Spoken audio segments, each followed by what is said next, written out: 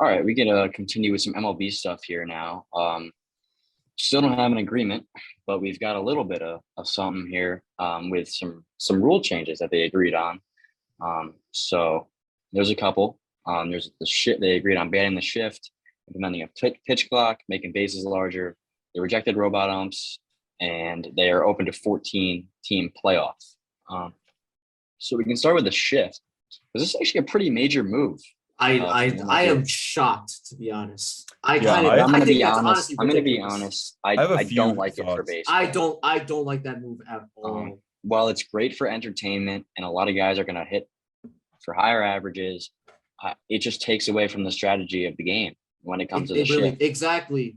Like they just hit against the shift. Like, yeah, come on, you're a professional player. Learn how to do it. Hit up the field. Exactly.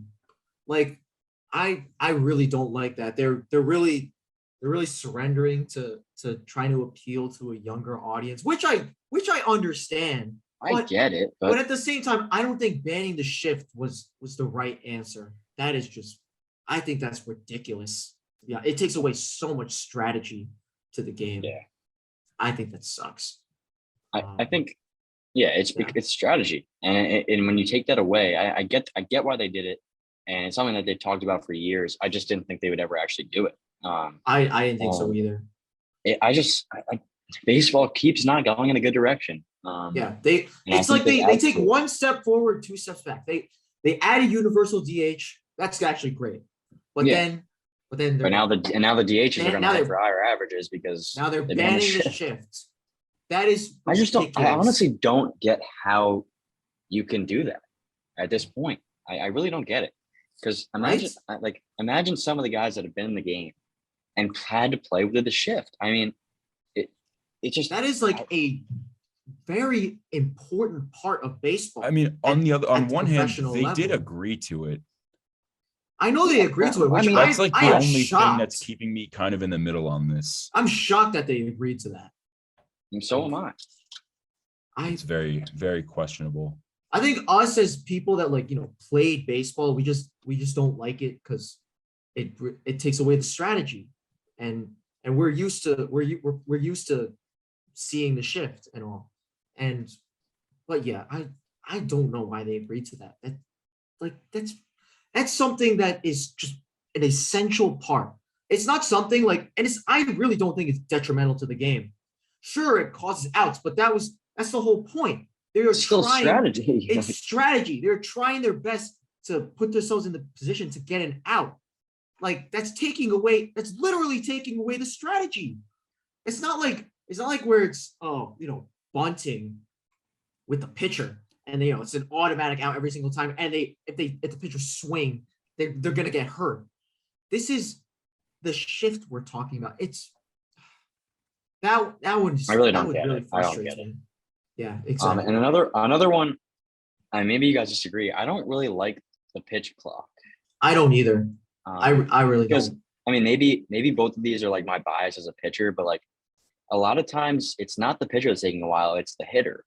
The hitter always box and adjust their gloves and take some practice swings. Takes off their helmet. Yeah, I mean, it's it honestly. I don't think it speeds the game up. Honestly, because they barely enforce it, it seems like. And when they do enforce it, the umpire has to take his little notebook out. And what is it going to speed the game up by? 15 minutes? It's not going to make a difference. Maybe. Not even 15 minutes. I mean, maybe, but it's if you want the pitchers, what happens if you exceed the pitch clock? Is it a ball or That's BS. Is it? I don't even know. I mean, and if that is, it's BS. I mean, baseball doesn't have a clock for a reason. I mean, I think that's the beauty of baseball. I think they're making changes. They're making changes to MLB right now to try and entertain fans, and that's not what you should do. It's not. I don't think so either. You know how you're going to entertain your fans? Market your players. That's how you actually play baseball. Exactly. I don't feel as strongly about implementing the pitch clock as I am with banning the shifts. But I still don't like that move either. Because the batter is usually the ones that are taking a while to for the pitcher to pitch. Like he's just usually the pitcher's just standing there. Like maybe he adjusts his belt like once in a while. But other than that, like it doesn't take that long for a pitcher to. It doesn't take long at all for a pitcher to be ready to pitch immediately, and it takes away the tempo. I think that's gonna mess up a lot of pitchers' tempos. They gotta speed things up now, which sure that actually might in turn create more offense. But there already is a lot of offense, more home runs than ever. So I didn't really think a pitch clock was necessary either. Neither did I. And I mean, I don't really understand this one either. Making the bases larger. Yeah. I don't really like care. Yeah, I mean, neither do I. It's not really going to affect what's the like the viewership. point? I don't know why that was like a significant to part avoid of, like people agreement. stepping on each other. I mean, I don't know. I don't really get that either. But like that one's like okay, whatever. But then pitch clock and the shift, that is bad. That is really bad. I think that's ridiculous. But a move that I think was actually good that they did was rejecting robot umps. Yes. I agree. I think that I mean, if they implemented robot umps, it would take baseball down a path where I don't see them really recovering from, because I mean that would just it takes away the human element of an umpire. Yes, umpires make mistakes. They make mistakes, but that's a part of the game. There's human error in It is a literally part of the everything game. possible ever. Like Exactly. anything. Everything in baseball comes out of human error. Also, you know what can address human error? Instant replay. We have instant replay in baseball. That is fine. We don't need Like if you really want technology to do with the strike zone, have like 2 or 3 challenges for strikes or something like that. You don't have to have a robot ump calling the entire game. I mean, exactly. You know what that also does? It takes away a lot of value for defensive catchers. Like take a player like Max Stassi or Omar Narvaez, who have become some of the best framers in the game. And it just takes away a nuance of the game. They're not like, and these guys, they're not like elite hitters. So if you were a GM, you're not gonna go find if they had implemented this, you're not gonna go sign Max Stassi or Omar Narvaez. They're good at framing. Framing is irrelevant. Like that would have taken again an essential part of the game. It also gets really like nitpicky because there's that that robot strike zone, but you see like there's these times where the ball like barely clips the corner of the strike zone. Exactly. And it's even that one is a little subjective. It shouldn't like the hitter shouldn't, I guess what's the word? They shouldn't like be punished for like this, I guess, auto strike zone where you're gonna get calls that are like accurate, but like let's just say a pitch barely clips the bottom of the strike zone. Like that's not really a strike. Like it's a strike, but it's really a toss up. And that's where the human aspect of the game. Exactly. So it's good that they rejected that. That's good. And then they have discussed different playoff formats throughout these negotiations. I don't know. I didn't really look into if they agreed on anything, but I mean, I guess I'm open to more teams in the playoffs. It's a long season. Right. Teams have lulls and highs and lows. I mean, I guess we saw the Blue Jays who won 90 games, which in most years that would make the playoffs, but they didn't. So I think that's all right. There's really no harm. 14 is I think 14 is a little too much, but like I'm still open to the idea of having more teams in the playoffs. Because like let's just say like you're a fan of like a fringe playoff contender, like with 14 teams, that entire fan base is now tuned in to watching baseball for instead way of just longer. Instead of just knowing they have no shot where they're not going to watch for any reason. Like even if they don't really have a chance at winning the World Series, getting to the playoffs is a big thing for a lot of teams, regardless of how far they go. And then a lot of teams come into the season without hope, and then it gives them a little more hope that you have 4 extra teams now getting into the playoffs. So that's almost half the teams. I honestly would like it for the MLB, but yeah, hopefully they can come to agreement soon. No more games have been canceled yet, I don't think. I think they besides they opening just came weekend. out with a deadline. It's gonna be Tuesday, which is tomorrow. So tomorrow. Um, Uh, so I don't think, or maybe it was next. I think it might have been next Tuesday actually. So hopefully they can come to some agreement. yeah, hopefully. But we weren't going to have any NFL stuff this week until news broke today that Calvin Ridley was going to be suspended for the So full next stupid. season for So betting on dumb. sports games. And he tweeted out saying he only bet $1,500, but he still bet nonetheless. And I think it's justified so that he got stupid. suspended, but I think suspended for a the whole entire season. You have might be a guys little much because we've who are had guys who like are he has no convicted effect on the felons. games. Convicted You have felons. domestic abusers that just get a slap on the wrist and Yeah. they get they like beat their wives and they get I mean, it's the suspended for same like 2 thing. games. It's a similar thing with Pete Rose and the MLB. I mean, it doesn't have an. I mean, Yeah. look, yes, they can call up their friends in the NFL and say, you know, I got money on this game, but at the end of the day, I mean, you have guys that are on the field for things such as performance-enhancing drugs or deflating footballs that get 4-game suspensions or 2-game suspensions or 8 games.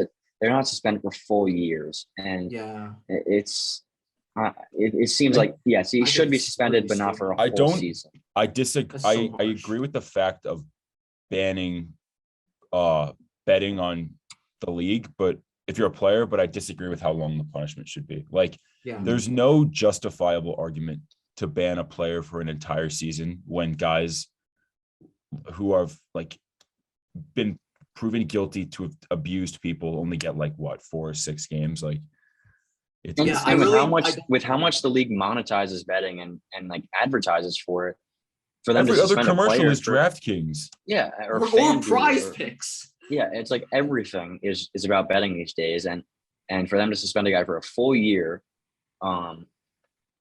who had Crazy. no effect really on the game on the field that we know. Maybe he got suspended because he did have an effect, but then you would see other players getting suspended. So I don't know. That's but, the thing. If I mean, if you bet on like yourself, like let's just say I understand the aspect of like, oh, if I'm a receiver and I bet the under on targets, you're just not going to try. And then you could bet he like wasn't the even over on playing. receiving yards. You let Yeah. the cornerback know, give the cornerback a little compensation. I mean, it's ruining the integrity of the game there, but I still don't agree with how long the punishment should But at be. the same time, if you Yeah. did that and you're the cornerback, you're not going to say, "Oh yeah, I'm going to let a guy burn me for 150 yards today because my friend Calvin got money on the game." Like That could You're not be an not gonna X do factor. They could end up losing that game. That could yeah, completely sway their they team. could lose a lot of money because they let up a couple touchdowns in that game. Exactly. Yeah, It shouldn't be Look, I get gambling as, that should be banned. That's fine. But they treat gambling as like in sports in general, like with baseball and football, they treat gambling like it's And basketball. and basketball, they treat it like it's a cardinal sin. Like they treat it like, oh yeah, if you have performance enhancing drugs, you could claim you don't know about it. All right, slap on the Yeah. wrist. You're suspended for a week. But then you get caught gambling, and they're like, oh, that is ruining the integrity of the game. This is just not okay at all. This you are banned from the Hall of Fame. What? it's really stupid. Again, there are literal convicted felons that are in the NFL who get suspended for like 2 or 3 games at worst, Or nothing. and they might get off with nothing. They could get off with nothing. I mean, I know Deshaun Watson was never convicted of anything, but he was never even suspended. I mean, Yeah, he was never. He or just some wasn't other gonna guys. I mean, play, but he was never like. How long was formally Peterson's suspended. suspension for, or was he even suspended? I'm not probably not very long. Can't be that, because if I It don't know was about it, definitely it's not for a probably full that. season. It was Tyreek not for a full Hill. season. Tyreek Hill's been He got suspended Ben for how many Roethlisberger. games? Like Ben Roethlisberger. 2? You have Adrian what's his Peterson was face? suspended for 6 Antonio games. Brown. Yeah. Like, it's just so many guys who've done so much worse and yet so less punishment. It just doesn't make any sense in my head. Yeah, I think it's Adrian Peterson was ridiculous. for 6 games. Ben Roethlisberger was also for 6 games. So That's crazy. Like Ben Roethlisberger. oh no, actually no. Ben Roethlisberger's suspension was originally at 6 and it got cut to 4. Like what? He For sexual literally assault. That's like nice. yeah, he sexually assaulted somebody. And as we know, Doesn't make any Calvin sense. Ridley did not. He just put Yeah. a couple bucks on something. And also, why bet on the Falcons? Like, don't at least bet on a team that you're gonna make money from. yeah, come on now. And it is ridiculous, like how like they gatekeep like gambling, and they just treat it as like the worst possible thing you can do. And then steroids and things like slap on the wrist. It goes gambling, literally making you better at the game, hitting your wife, and then so on. Like deflating a football so that you can throw it better in the game. Like it's come on, at least keep the same standard. If you're gonna suspend them for the year, look, at least all do of the those, same thing. Like someone hits their wife. all of those things very deserve deserving. suspensions. Like all of those things deserve suspensions, but at least make it the same, because gambling is, I really don't think it's worse than those other things. Like I think hitting your wife in the face is a little worse than it's definitely betting $5 worse. that Matt Ryan's gonna throw for 256.5 yards. Like Exactly. I mean, it's ridiculous.